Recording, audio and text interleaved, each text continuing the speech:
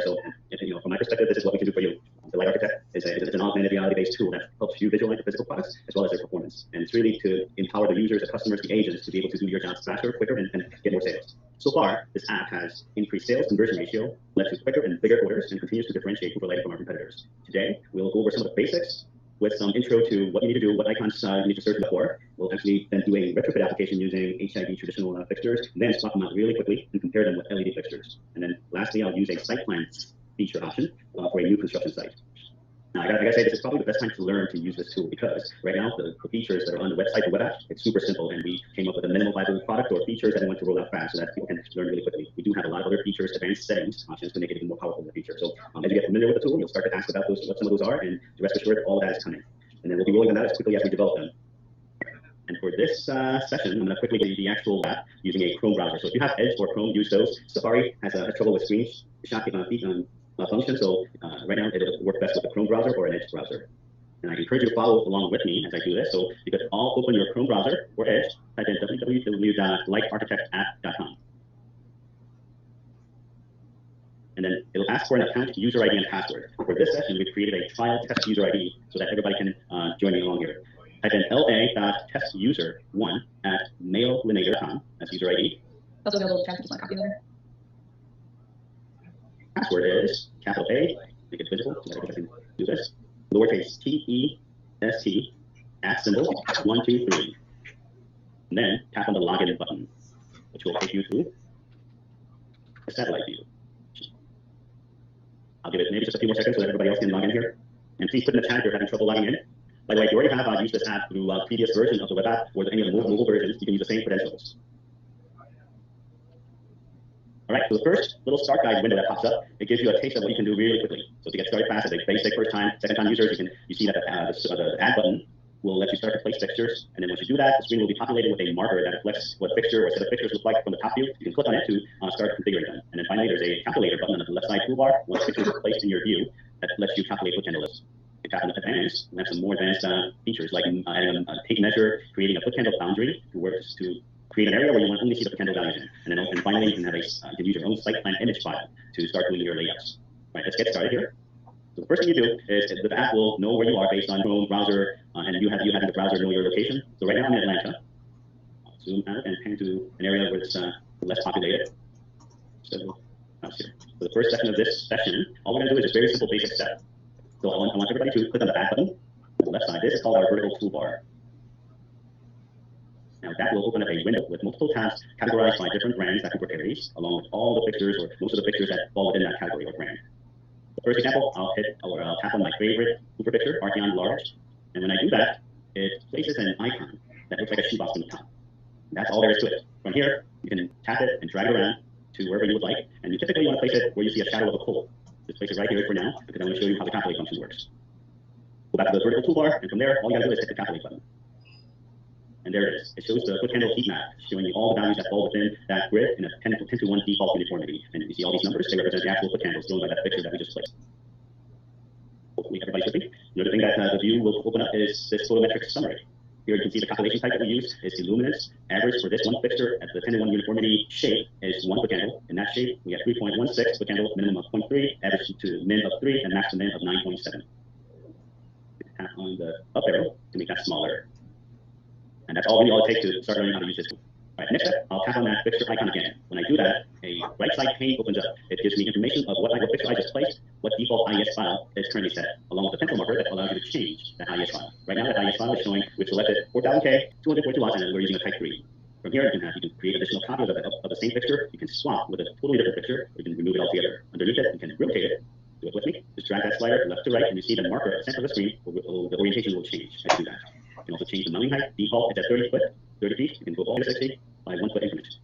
So that's 44. With certain fixtures, as you know, we allow verticals as an option. You can go from 0 all the way to 90. Typically, for floods, you would set them at 45. For these type of roadway fixtures, you might go up to 25. I think 15 is pretty good. And then you can also add additional number of fixtures on that pole. You can change to 2 fixtures per pole at different angles in between. Right now, we're starting out with 90 degrees apart. You can change to 120 and 180. You can also change the arm length all the way to 8 feet. And at the bottom, it shows you the visual representation of what that IES file looks like with CCT lumens and watts. We'll also add a visual for the optic as well. You can tap on that change button, And this will pull up, let's see, 720 IS files to choose from. Most recently, we've added on the left side a filtering option to get to the right IS much quickly. I'll choose 4000K, I'll choose 170 watts range, and for this one, I'll just choose a type 5 outfit. And then that's from 720, we've narrowed it down to just 8 IS files. This has two views. Grid view, as you see, very visual. You can also select the list view, which will get you the right IS file much faster with knowing what the power lumens optics or the house side shield are down. So I'll just select one of them, and all you gotta do is double click out of it, or tap on the bottom right button, and there it is. We configured this fixture the way we want it to. So this is the basic set, and it pretty much just takes us twice or three times to really learn how to use it. With that change, I'll recalculate the geometry, and once you do that, you see that Get PDF button that gets enabled. Now that allows you to share the PDF or get the PDF file. You zoom out here, I tap on that Get PDF, it lets me choose a screenshot to include in an email with the PDF. I'll select that screenshot and click on Share.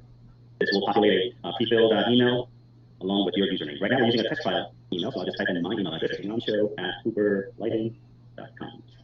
And from there, all I have to do is go to the top right and hit that send button. Then do a message to make sure to check your email and verify that you've received the PDF report. Now I'll quickly go over to my Outlook and open up the PDF that we just sent together to me. Oh, there are many emails. Yep. So many. So the PDF contains the location where we did our design, calculation summary, like you've seen in the view, along with the schedule of fixtures. In this case, we just placed one pole, two heads, so it'll show quantity of two, and then the catalog number, along with the location summary and an actual screenshot, which we selected to share with ourselves, myself. That'll show that fixture with two-headed fixture pole and the foot candle values along with that heat map. And the last page will show actual latitude, longitude, GPS location of that the pole that we just placed. And as we place more poles, this location right now is showing 0. This will increment up to 49 currently. All right, let's quickly move on to a different demo. We're going to do an HID. For this one, I'm going to select to go to Dallas, Texas.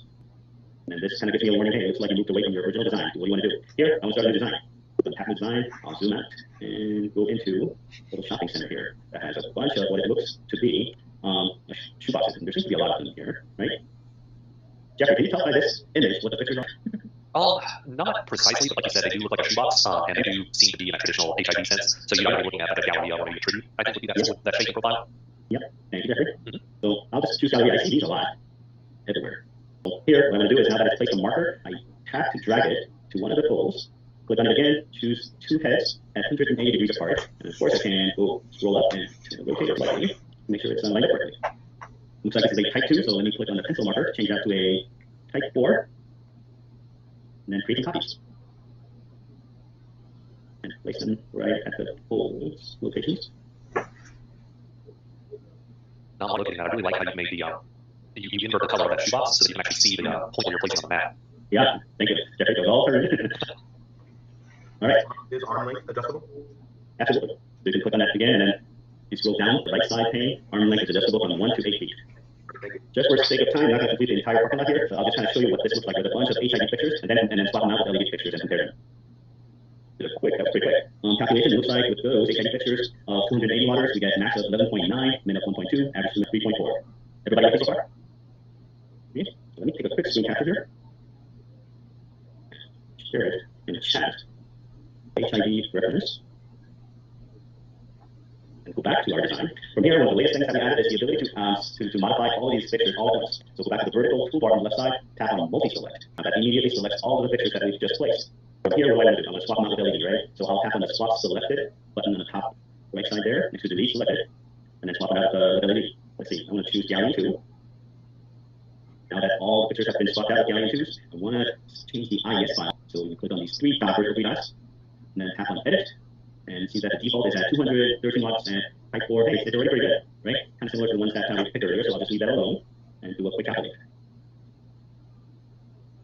All right, so that's all there is to it. We're already seeing a lot of improvement, even with a lower wattage LED picture. We're getting a max of 15, min of 1.53, so I'll do another screen share here and share it in the chat. Galleon 2. All right, so does that look easy enough so far? I'll assume it is. All right. For the next one, there's another option to get rid of all the things that we've done so far. Tap on the top left icon. The Teach Like Us call this one a handover menu. I found that recently. You tap on that one and click on Start New Design. And it'll give you an alert. You want to remove all these measurements, pictures, and whatnot. You say remove them. All right. Now, next one, I'll go to Folsom, California. This is where I did my internship over 20 years ago.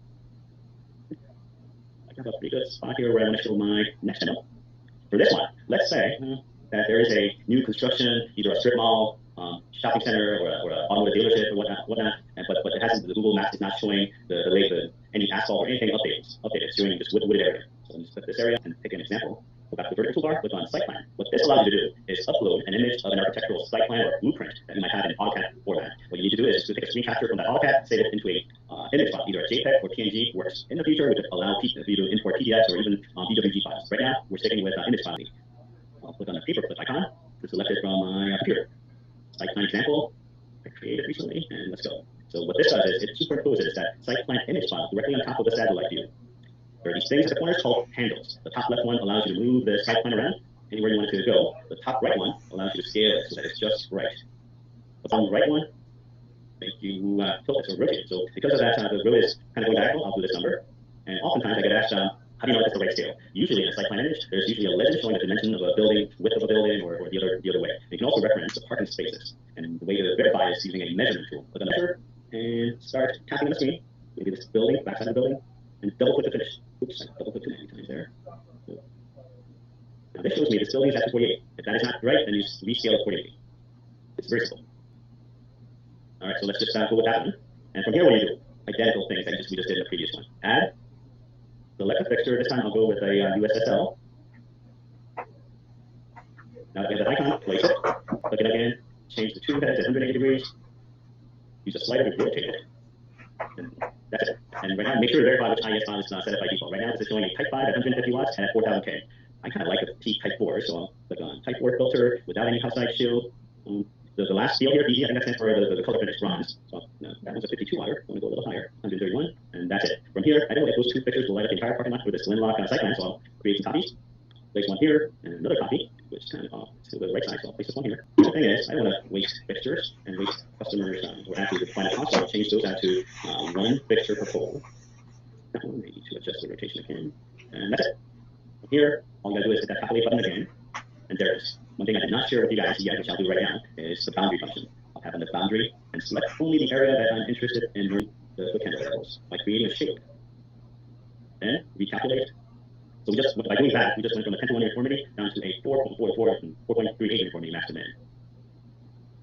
And finally, I want to get a PDF copy of this. So tap on that get PDF, select the screenshot I want to have in my PDF, and then share. And once again, I'll change the default user ID to my own. Then hit send. How are we doing time? Oh. Okay, so that's pretty much it. Folks, it's super simple. We work really hard to make it as simple as possible, and yet there's a lot more features coming up to make this even more usable and more powerful. With that, I leave the floor open for any questions in the chat, or you can enable your mic to ask us directly.